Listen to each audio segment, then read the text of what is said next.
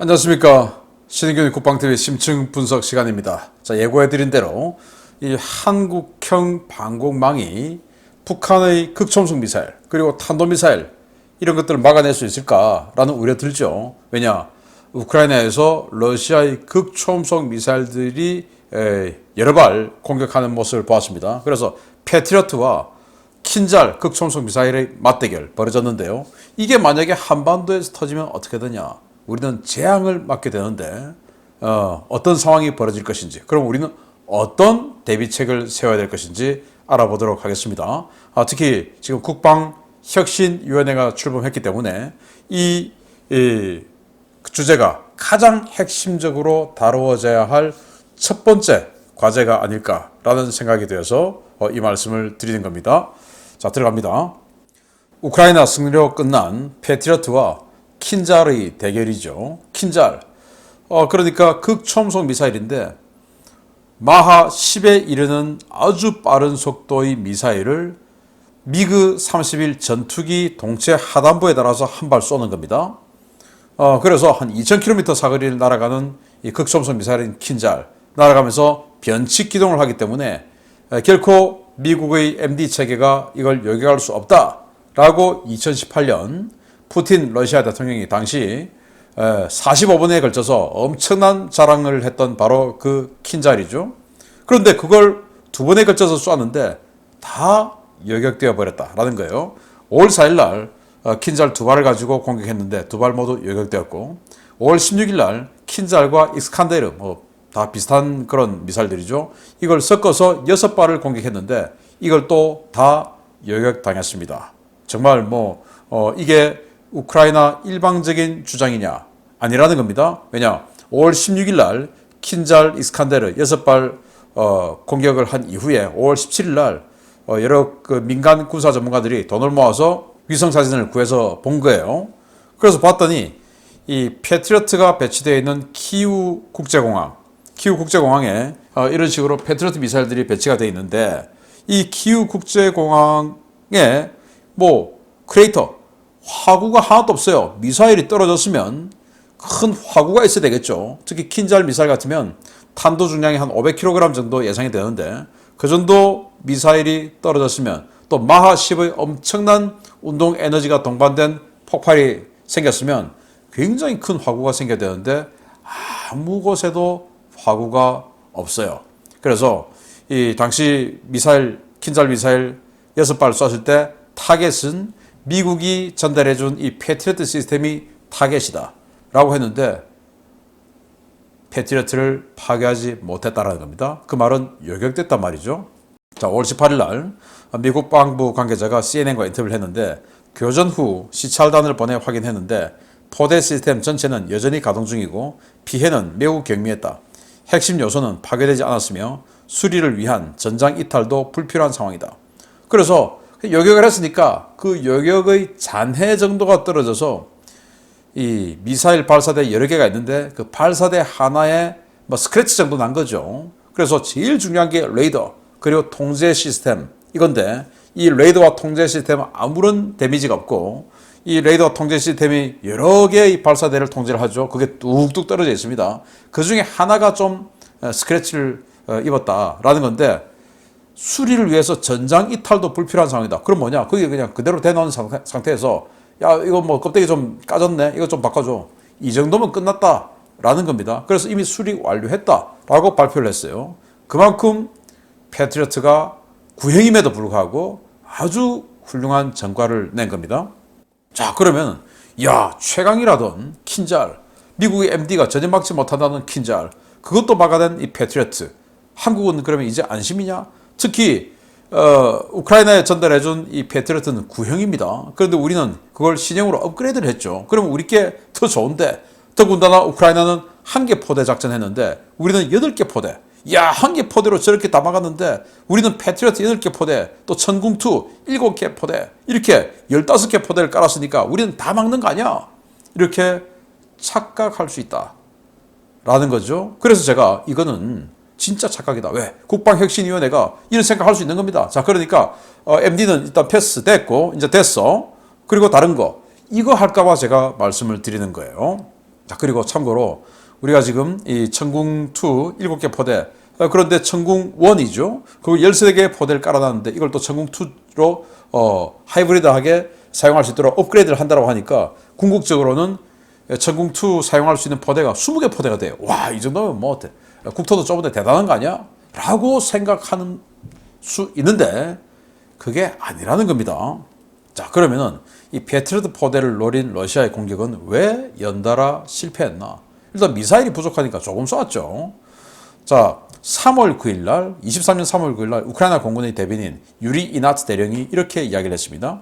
러시아의 미사일 재고 소진 문제가 매우 심각한 상황이며 3월 9일 키우 공습 이전 기준으로 러시아의 킨잘 재고는 50발이었다. 이번에 6발을 발사해 킨잘 재고는 더 줄게 되었다. 3월 9일 날 킨잘 6발을 쏴서 키우를 때렸어요. 그때는 패트리어트가 없었기 때문에 다 맞았습니다. 키우가. 그래서 50발이 있었는데 3월 9일 날 6발 쏘았으니까 44발 남은 거죠. 그런데 이번에 또 쐈죠. 2발 쏘고 또 6발을 섞어 쏘고 하니까 이제는 40발도 안 남게 된 겁니다. 그래서 이번 공격 이전에 2발 쏠 때 44발 남은 상태, 2발 쐈으니까 42발 남은 상태에서 공격을 하니까 야, 이거 탄이 부족한데 좀 아껴 쓰자. 이렇게밖에 안 되는 것이고, 또 이 미그 31, 이 킨자를 장착할 수 있게끔 개조한 미그 31이 몇 대 없어요. 그리고 이 미그 31이 가동률이 아주 열악합니다. 왜? 워낙 부품 내구성이 안 좋아서. 그래서 한꺼번에 많은 수의 킨자를 쏠 수가 없어요. 미그 31이 수량이 안 돼서. 그래서 미사일이 부족하니까 잘 막아낸 거다라는 겁니다. 자, 그러면은 우크라이나와는 완전히 상황이 다른 우리 대한민국이죠. 끔찍할 정도로 많은 북한의 위협들인데, 일단 탄도미사일만 봐도 스커드, KN-23, KN-24, 그리고 전술 유도무기 KN-02, 그리고 화성 7형, KN-15, 뭐 다양한 탄도미사일이 있죠. 그리고 극초음속 미사일 2종 있다고 자랑했습니다. 그리고 KN-25 대구경 조정 방사포죠.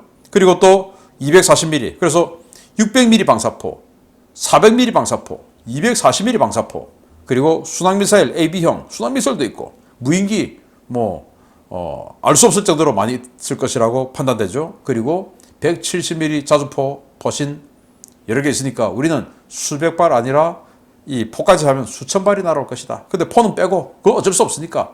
자, 그러면은 무인기, 순항미사일, 로켓, 미사일, 로켓이나 미사일이나 비슷하니까 이거 어떻게 할 거냐. 그래서 이것들이 전부 다 속도 마 5에서 7, 마 10, 마 0.7, 시속 100에서 200km.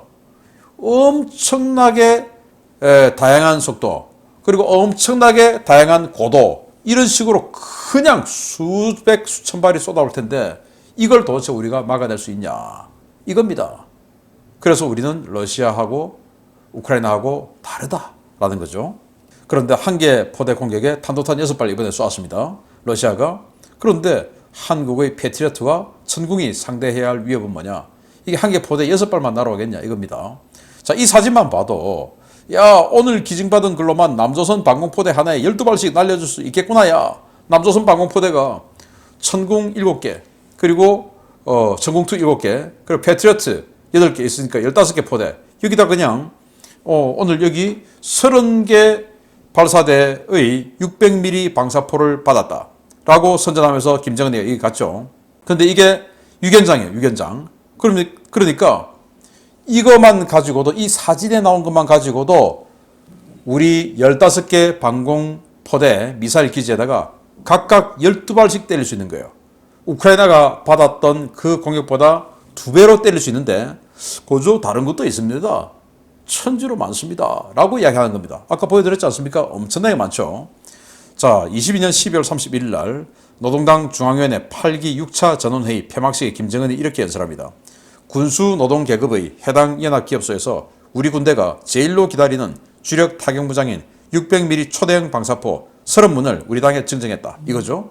그리고 아까 말씀드렸던 수많은 타격자산들, 북한판 에이테킴스, 북한판 익스칸데르, 북한판 KT즘이라고 막 북한판 하는 그 미사일만 해도 벌써 세 종류네요. 그리고 그들이 기존에 가지고 있던 스커드, 노동, 부셔버렸겠습니까? 아니죠. 다 치장해놨겠죠. 그것까지도 쏘겠죠.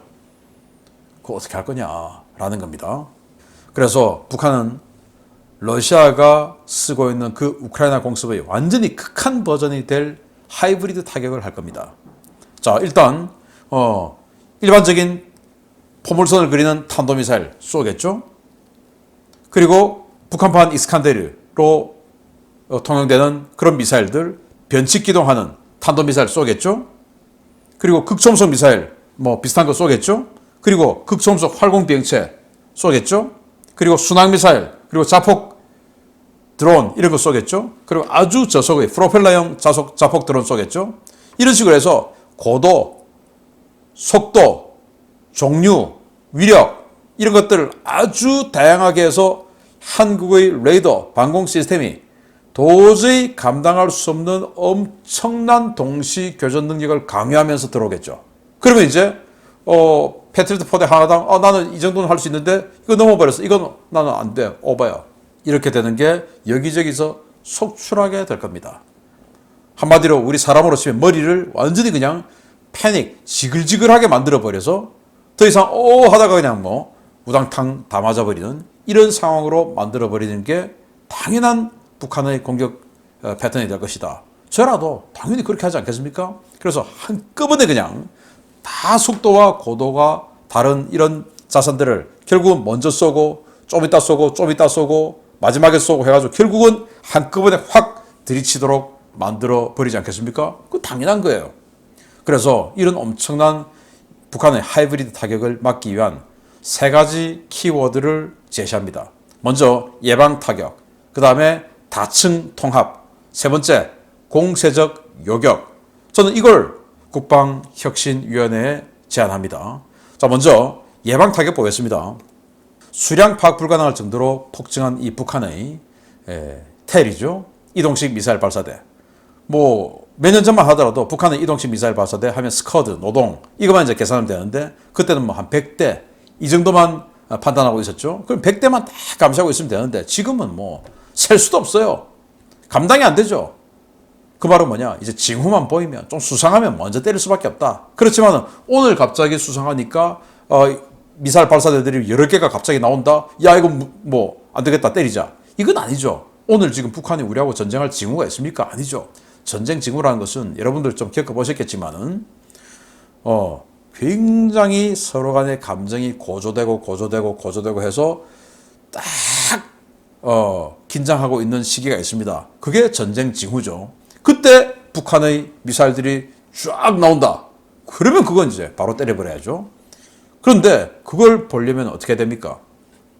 북한 전역을 실시간 감시할 수 있어야 되는데 우리가 그거 할 수 있냐? 못하죠. 그래서 예방적 선제 타격을 할 수 있는 의지, 역량, 이 타격 수단을 갖춘과 동시에 그것을 확실하게 징후를 파악할 수 있는 눈이 있어야 됩니다. 근데 우리 그거 없죠.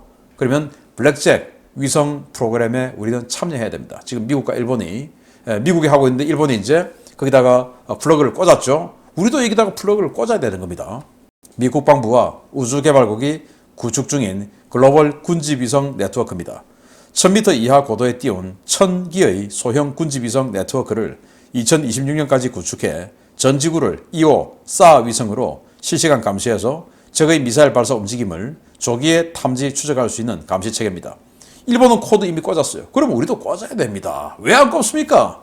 꽂아서 언제든지 북한 모든 것을 실시간 딱 손바닥 들여다보듯이 볼 수 있는 체계를 우리 동맹이 만들어놨는데 왜 그걸 안 합니까? 해야죠. 여기다가 이제 코드를 꽂고 그리고 예방적 선제 타격이라는 것은 나중에 어떤 그 합법성을 인정받으려면 결국 미국이 이건 예방적 선제 타격이 맞다. 확실하게 전쟁 징후가 있었다라고 미국이 선언해줘야 되는 겁니다. 그럼 미국하고 같이 보고 같이 판단해야 되죠. 그래서 미국과 블랙잭 위성 프로그램을 같이 플러그를 꽂자. 두 번째, 다층 통합 방공망을 구축해야 된다. 지금처럼 뭐 몇 킬로 이하는 육군이 맞고 몇 킬로 이상 공군이 맞고 이래가지고는 안 된다. 왜? 위협이 같이 올 거니까. 이젠 그렇게 안 된다. 완전히 하늘은 전부 다 같은 지휘체계로 요격 작업에 들어가야 된다. 그래서 가장 적어도 비호2가 이 3.5km 요격 고도죠. 한 7km 사거리 되고 드론을 비호가 다 맡아줘야 된다. 그래서 PO를 GOP에서 페마 라인까지 쫙 배치를 해놔야 되는데 지금 만드는 천호 그런 거는 폐기해야 돼요. 천호 그냥 그 누구 아이디어에서 나왔는지 몰라도 천호가 뭐냐? 그냥 기관포 장갑차 위에다가 기관포 얹어놓고 야 이제 통합방공센터에서 군단방공센터에서 야 어느 좌표 지점으로 무기 날아간다 준비해. 그러면은 내가 맡고 있는 섹터 쪽에 날아온다 뭔가가 날아온다라는 무전이 날아오면 또는 데이터가 들어오면 그쪽을 보고 열심히 보고 있는 겁니다. 오네 렌즈로 보는 겁니다. 오네 쏴 이겁니다. 천호가. 아니 21세기 이게 무슨 말입니까 이게. 센서 스스로 센서가 있어야 되죠. 이거 계획한 사람 정말 저는 황당하다. 지금이라도 천호 계획을 폐기하고 천호를 업그레이드를 하든지 아니면은 뭐 기관포 달려 있으니까 그거는 뭐 보병 전투 장갑차로 줘버리든지 이렇게 해서 미사일 방어 시스템에서 천호는 폐기해야 된다. 그리고 아이언돔 긴급 도입해야 되죠. 지금처럼 뭐 한국형 아이언돔 해가지고 2030년대 후반에 하고 어쩌고저쩌고 2030년대 후반에 뭐 김정은이가 살아있겠습니까? 저렇게 살이 쪄가지고 지금 당장이 급한데.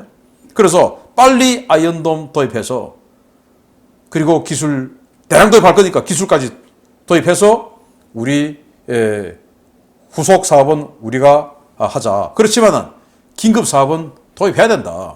야 신인균이 너 무슨 이스라엘에 뭐 먹었냐?